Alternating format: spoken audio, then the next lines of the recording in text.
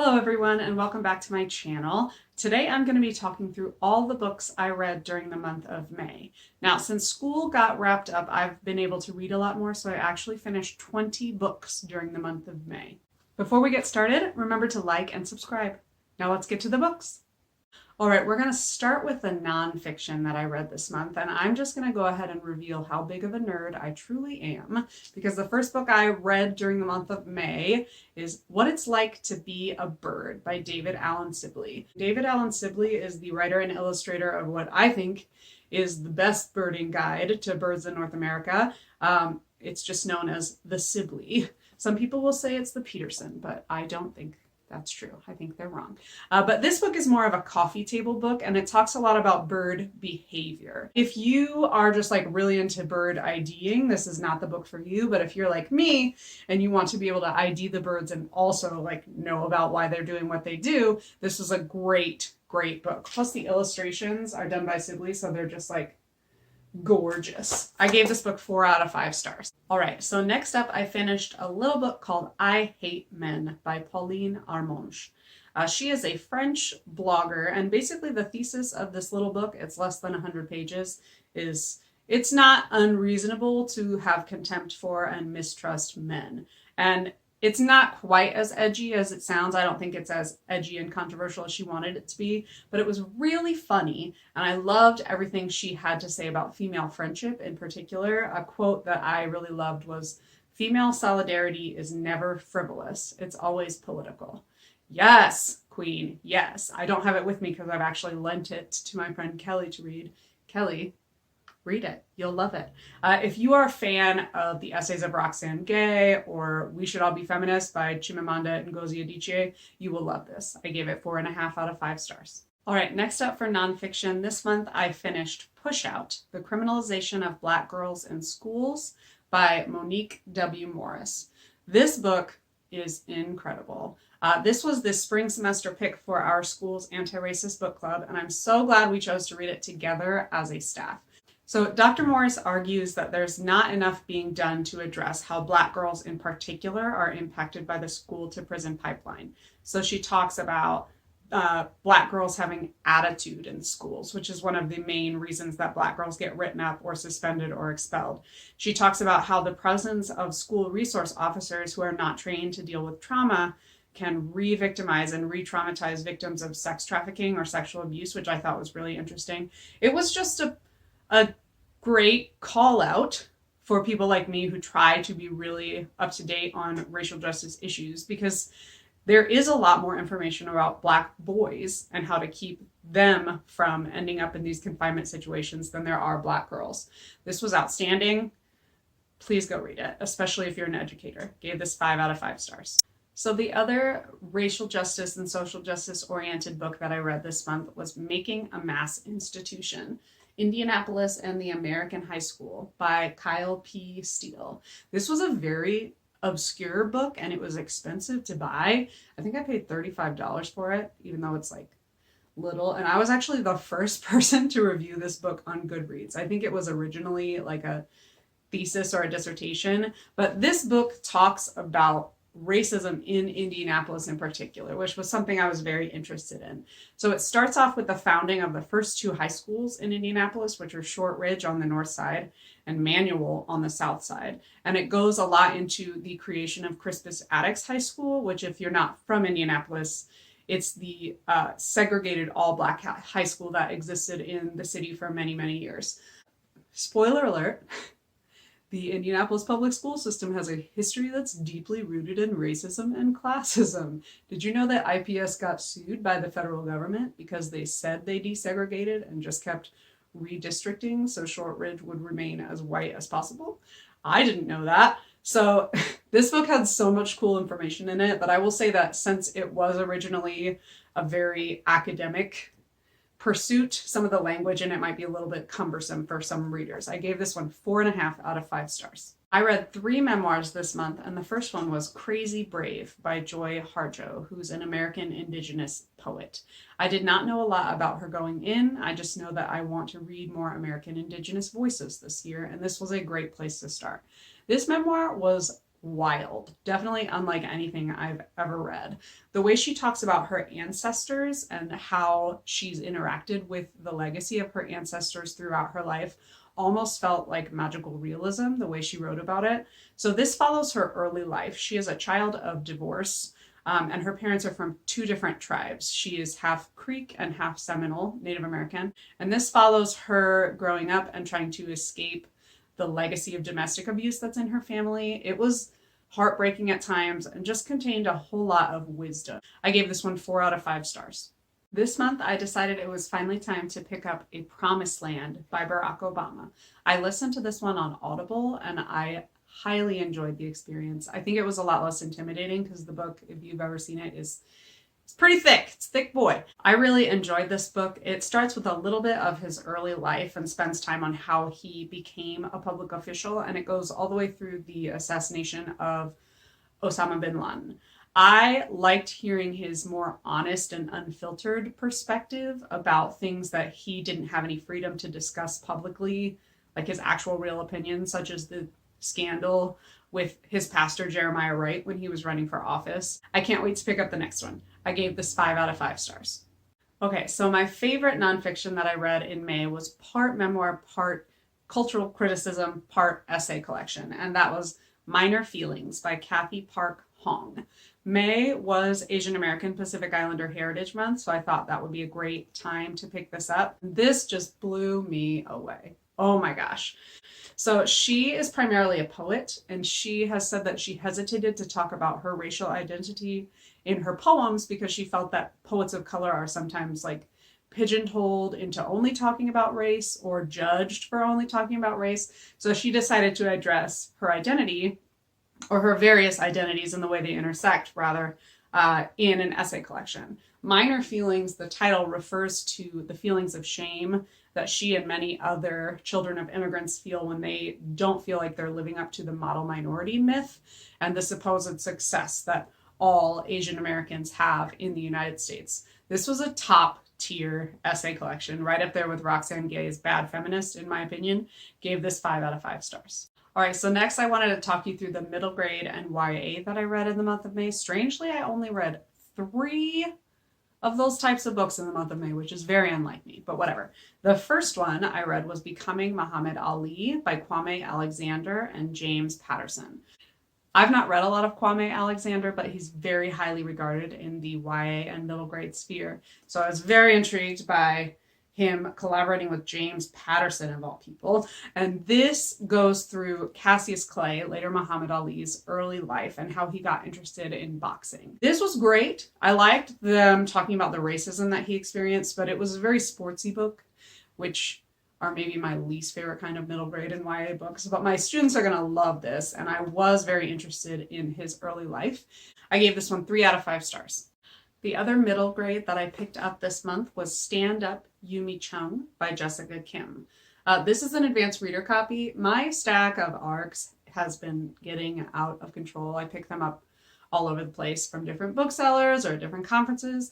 So I decided to read an Asian own voices narrative in the month of May and then hopefully give it to a school or a little free library or something like that. And this one was adorable. So this stars Yumi Chung, who is a girl who loves stand-up comedy and wants to be a stand-up comedian, but she also is very shy.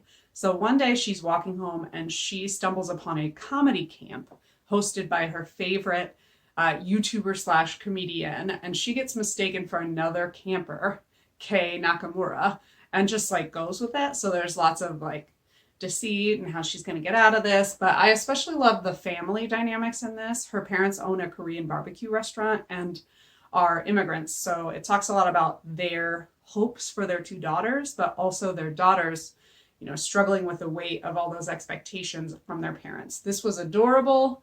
It was very funny. Some of the jokes were like legitimately funny.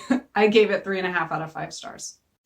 The one young adult novel that I picked up during the month of May was How the King of Elfhame Learned to Hate Stories by Holly Black. So this book is a part of the Folk of the Air trilogy, but I think most people know it as the Cruel Prince trilogy, which I read last year. So the Cruel Prince trilogy follows a girl named Jude, who is human, but is kidnapped as a child and raised in the world of the Fae. There's an excellent top tier hate to love romance in those books. And when I say hate to love, I don't mean like annoyance to love. I mean like they hate each other. And it's just like, whew, it's excellent. So in this book, we follow Carden, who is the other half of that hate to love romance with Jude. And we get to hear about how he grew up and the circumstances you see in the first couple of books with him and Jude, but from his perspective. This was everything I wanted in a companion novella. Other authors take note. I love this. I love getting back into the world. I loved getting to know Carden a little bit better. I gave this 4.5 out of 5 stars. Loved it. I did finish one poetry collection during the month of May, and that was Homie by Danez Smith.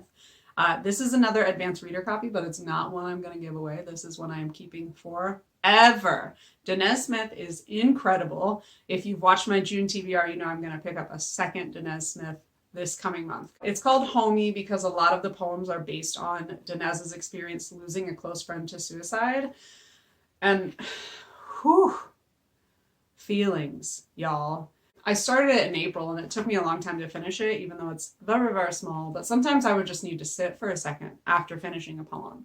So I had a little section I wanted to share with you from a poem called What Was Said at the Bus Stop. Solidarity is a word. A lot of people say it. I'm not sure what it means in the flesh. I know I love and have cried for my friends. Their brown's a different brown than mine.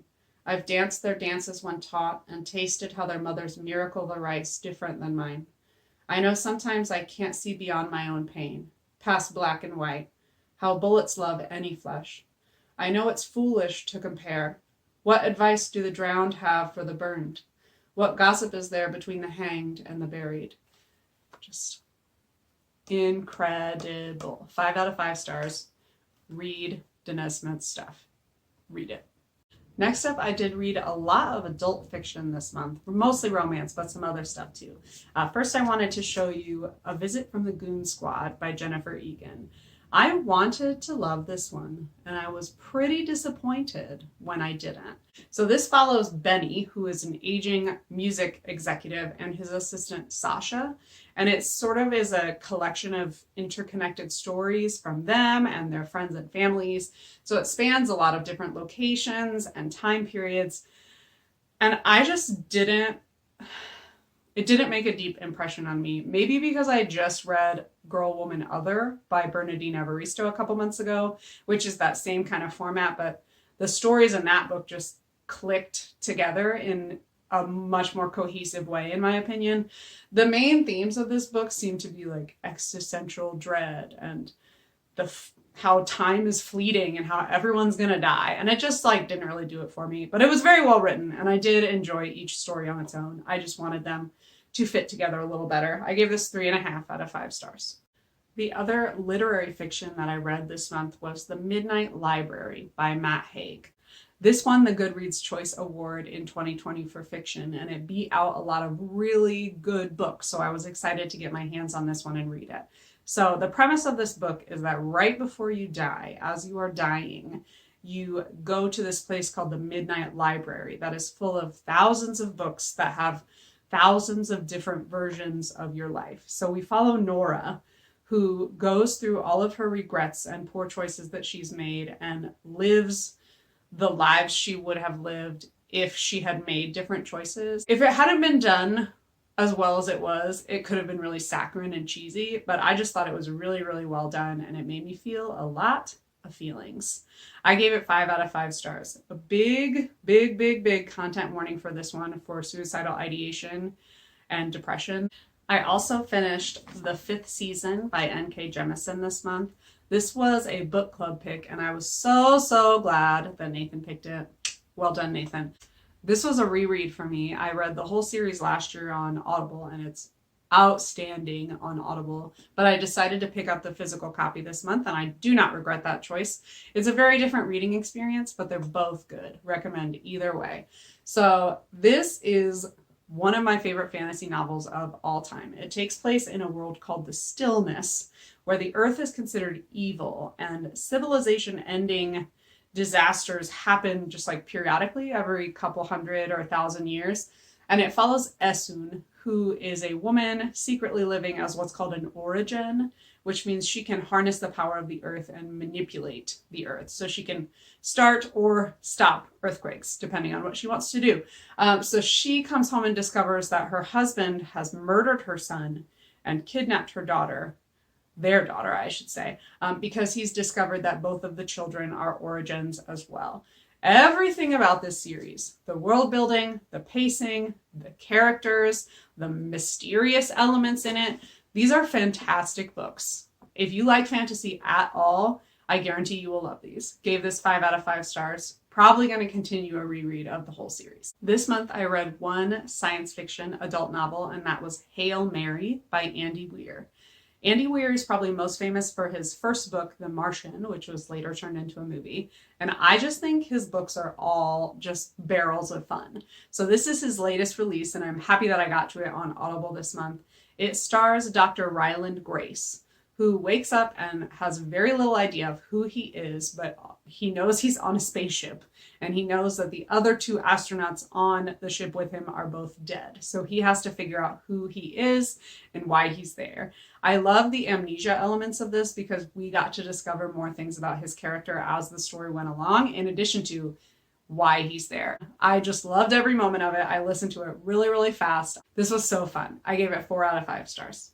Finally, I did read a boatload of romances during the month of May. As the weather gets warmer and there are hammock appropriate days, you will find me out there with a cold beverage and a romance novel, just having the time of my life. So the first romance novel I finished during May was Scandal in Spring by Lisa Kleypas. This is the 4th and final book in the Wallflowers series that I've been reading for the past couple months. This one follows Daisy, who's the youngest of the 4 Wallflowers. The Wallflowers are a group of friends who, for various different reasons, are not having very much success on the marriage mart. That was the way things were during Regency England. She discovers at the beginning of the book that her father has arranged a marriage for her with one of his employees, who she knew back in the United States as being really stuffy and arrogant and gross. Turns out he comes to England where they're staying, and he's really handsome now, and he's a lot nicer than he was. Apparently he's been in love with her secretly the whole time. So it had that like secret pining that I love, and also he has a very mysterious past. It was awesome. I loved it. 4.5 out of 5 stars. Lisa Kleypas can do no wrong. Next up, I read Makeup, Breakup by Lily Menon, and this one made me a little bit sad. This is the adult romance pseudonym for Sandhya Menon, who is a very, very, very excellent YA romance author. But this one was a bit of a letdown for me. So this follows Annika Dev, who is starting an app that she wants to be the Google Translate for failing relationships. So like a communication app. And she has a summer fling at a tech conference with Hudson Craft. And then a year later, he has become the tech media darling after he comes out with an app that is the Uber for breakups. So you can like hire someone on the app to break up with someone else for you. So that is a very cute premise, and that is what I want, but it wasn't dual perspective, which I did not like. If you're going to have a romance that's based mostly on like miscommunication and misinterpreting what the other person is doing, I need to have both perspectives. So I know for sure that Hudson's not just being a jerk. I also didn't think Annika was the most likable character either. I hope Lily Sandhya keeps working on her adult romance chops, because a lot of good elements were in this. It just wasn't executed as well as I wanted it to be. I hope she keeps writing more, and I hope I like them a little better. I'll keep trying them. I gave this 3 out of 5 stars. Next, I read Heartbones by Colleen Hoover, known to her fans like myself as Coho. And this is the latest Coho release. I've been obsessed with Colleen Hoover ever since I read Verity a few years ago, so I was very happy to get my hands on her newest one, which I think was a daily deal on Audible. I don't know. I spent so much money on that app. Oh my goodness. So this one follows Bea Grimm, a young adult, I think she's 18 or 19, who has struggled to survive. She has a very crappy home situation, and she's very close to escaping it. She's earned a scholarship to college when tragedy strikes, and she ends up having to spend the summer with a father that she barely knows and who has not really been involved in her life. At her father's very bougie beach house in Texas, she meets Samson, who lives next door, also seems to be very privileged, but also has this like aura of sadness around him. They fall in love, obviously. It's awesome. It's a little bit more dramatic and sad. Colleen Hoover's not known for rom-coms, but I really like how in this book she spotlighted young adults who get lost in the system or like forgotten about or overlooked. I love this. Coho, she's got my heart. I will read everything she writes now. Gave it 5 out of 5 stars. Lastly, I read the first 2 books in the Modern Love series by Alicia Bry. The first one is called The Right Swipe, and I vaguely remember impulse buying this based on the cover alone because it is that very cute like rom-com cover, but this actually had a lot more going on than I expected it to. So this follows Rhiannon, who is a very successful app developer with an app called Crush, which is like a swiping dating app, but it prides itself on being like feminist and more protective of the men and the women who use the app, making sure everyone is safe and no one gets ghosted. So she is really successful and she wants to buy her competitor. And she discovers that the spokesperson for this website she wants to buy is Samson Lima, who she previously had a hookup with and who ghosted her. She's not a fan of this. I loved this premise, but I also love that both the main characters had a lot more going on. They had great circles of friends and family, secondary characters. But like Rhiannon struggles with a past relationship where there was some emotional abuse and gaslighting. And Samson is a football player whose family has struggled with traumatic brain injuries from frequent concussions. This was excellent. I did not expect to be in my feelings as much as I was with this book. Gave it 5 out of 5 stars. All right, I also read the second book in the Modern Love series, and that is Girl Gone Viral. And I loved this one just as much. So this one follows Rhiannon's best friend, Katrina, who has a bit of a traumatic past and has a lot of issues with a panic disorder and having panic attacks in public places. So she has a very forgettable encounter with a man at a coffee shop that, unbeknownst to her, is being live tweeted and spun as sort of like a meet cute that goes viral online. So she ends up staying at the family home of her bodyguard, Jazz. And Jazz has been in love with her secretly, and she's had a crush on him secretly. I love pining. I love it. I love when they've been secretly in love with each other the whole time. Just like the first one, this one delves into some pretty serious issues. Jazz is a veteran that's struggling with PTSD, in addition to the past of Katrina that I alluded to earlier. Don't want to go too much into it and spoil anything. Gave this one 5 out of 5 stars as well. The romance was adorable, and I love how much depth the characters have. Whew! That was a lot. If you've stuck around this long, thank you so much for listening. Please let me know in the comments down below if you've read any of these and loved them, or if you have any recommendations for me based on what I read in the month of May. And for now, that's all she read.